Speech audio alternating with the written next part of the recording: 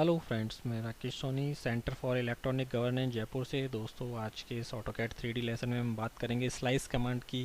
क्या होता है, इससे हम क्या क्या कर सकते हैं, वो सारी चीज़ें जानेंगे। तो आइए स्टार्ट करते हैं। सबसे पहले है स्लाइस।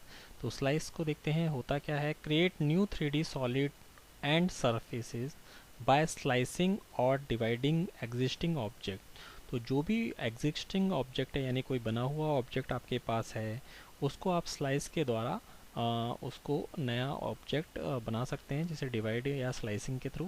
जैसे कि आप यहाँ पे ड्राइंग में देख पा रहे हैं, एक इस तरह का ऑब्जेक्ट है। इसमें 1 2 एंड ये एक ऑब्जेक्ट है, और एक 2 पॉइंट के द्वारा इनको स्लाइस करके कुछ इस तरह का ऑब्जेक्ट हमने प्राप्त किया है। तो इस तरह की जो ऑब्जेक्ट है वो स्लाइसिंग कहलाती है।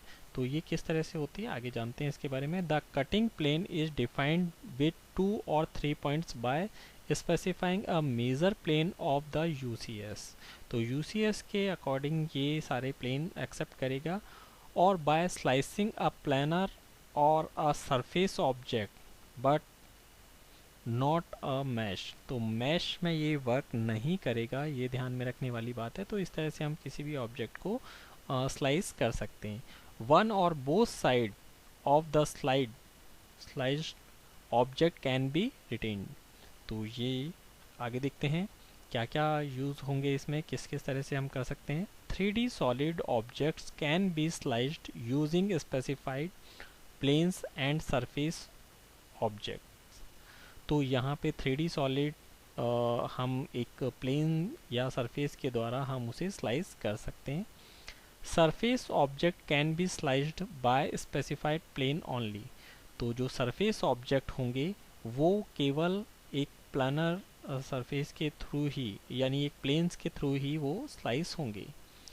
meshes cannot directly be sliced और used a slicing surface।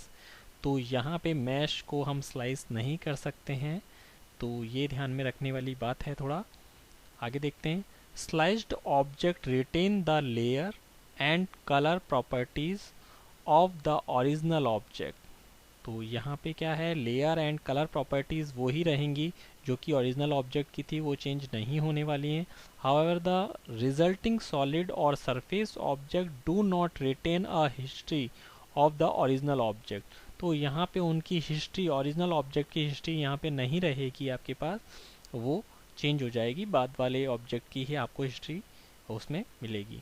The following prompts are displayed. जो आपको इसे यूज़ करने पर जो प्रॉम्प्ट्स आपको दिखाई देंगे वो कुछ इस प्रकार से हैं। ऑब्जेक्ट टू स्लाइस, किस किस ऑब्जेक्ट को किस तरह से स्लाइस कर सकते हैं और क्या क्या ऑप्शन उसमें आएंगे वो देखते हैं। स्पेसिफाई द 3D सॉलिड और surface object that you want to slice. If you select a mesh object you can choose to convert it to a 3D solid or surface before completing the slice operation। तो यहाँ पे क्या क्या option मिलेंगे आपको। Start point of slicing plane, ये आपको देना होगा। Planar object, surface, Z axis, view, X Y plane, Y Z plane, X Z plane और 3 पॉइंट। तो ये कुछ ऑप्शन हैं जिनको आप इसमें यूज़ लेंगे। तो आगे इनके बारे में जानते हैं। सबसे पहले है start point of slicing plane. Set the first of 2 points that define the orientation of the slicing plane. With this option the slicing plane is always perpendicular to the xy plane of the current UCS. After you specify the second point on the plane, you can choose whether to keep both sides of the sliced object or you can specify another point on the slide of the plane that you want to keep. तो यहाँ पे आप क्या रख सकते हैं, both side वाला object रख सकते हैं, सिंगल साइड रख सकते हैं, जैसा भी आप चाहें वो रख सकते हैं। इसमें आएगा second point. On plane set the second of 2 points on the slicing plane if the second point is not located on the xy plane of the UCS it is projected onto the plane. तो ये plane पर ही project होगा। तो किस तरह से इसे रख सकते हैं वो देखते हैं। Specify a point on the desired side to keep, जो भी आप डिजायर साइड चाहते हैं वो रख सकते हैं, दोनों में से जो भी आपने प्लेन सेलेक्ट किया है उसके जिस भी तरफ का चाहते हैं। और सेकंड है कीप बोथ साइड। चलिए आगे देखते हैं। Planar object aligns the cutting plane with a plane that contain the selected circle, ellipse, circular or elliptical arc, 2D spline, 2D polyline or planar 3D polyline. Select a circle, ellipse, arc, 2D spline or 2D polyline. Specify the planar object that defines the cutting plane. A planar 3D polyline object can also be selected. तो यहाँ पे planner object में ये सारी चीज़ें आप select कर सकते हैं। यहाँ पे भी वही चीज़ होगी, specify a point on desire side to keep और कीप बोथ साइड, तो दोनों ऑप्शन आपको यहाँ पे मिलेंगे। इसके बाद है surface aligns the cutting plane with a selected surface. Select a surface specifies a cutting surface note you cannot specify mesh 3D face or thickened object as the cutting surface। तो surface जो है cutting surface उसमें आप mash 3D face और थिकन्ड object को use नहीं कर सकते हैं। आगे देखते हैं। इसमें भी वही चीज़ होगी, select the slide object on the desire side to keep and keep both side. फिर हम आगे बढ़ते हैं, उसमें आता है z एक्सिस। z एक्सिस किस तरह से आप डिफाइन करेंगे या किस तरह से इसका ऑप्शन को यूज़ लेंगे। Defines the cutting plane by specifying a point on the plane and another point on the z axis normal of the plane. Specify a point on the selection plane. Set a plane on the slicing plane. Specify a point on the z axis normal of the plane. Specifies a point that define the axis that is perpendicular to the slicing plane। तो यहाँ पे perpendicular z direction में perpendicular point पे वो ले लेगा, एक पॉइंट आपको देना होगा। Specify a point on desire side to keep and keep both side, इसमें भी वो दोनों ऑप्शन आपको मिलेंगे।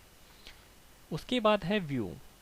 व्यू देख लेते हैं। Aligns the cutting plane parallel to the current viewport viewing plane। Specify a point define the location of the cutting plane। Specify a point on the current view plane। Set a point on the object to start the slice। और इसके साथ भी आपको वो दोनों option मिल जाएंगे, यानी दोनों साइड रखनी है या जो डिज़ायर साइड है वो आपको रखनी है, तो इस तरह से वो चीज़ मिलेगी।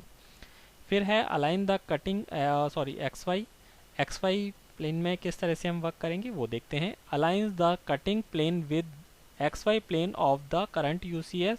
Specify a point to define the location of the cutting plane and point on the XY plane है। Align the cutting plane the parallel to the XZ plane of the UCS and passing through a specified point. और इसके साथ भी आपको दोनों option मिलने वाले हैं। इसके बाद है XZ प्लेन, वो किस तरह से वर्क करेगा वो देखते हैं। Aligns the cutting plane with the XZ plane of the current UCS। Specify a point to define the location of the cutting plane. Point on the XZ plane aligns the cutting plane parallel to the XZ plane of the UCS and passing through a specified point। Same दोनों option यहाँ पे आपको मिलते हैं। उसके बाद है 3 point. तो देखते हैं ये किस तरह से वर्क करेंगे। Defines the cutting plane using 3 point. तो 3 पॉइंटों के द्वारा आप एक उसे प्लेन देंगे, जैसे कि यहाँ पे 1, 2 एंड 3 पॉइंट दिया, तो ये एक प्लेन आपके पास बन जाता है।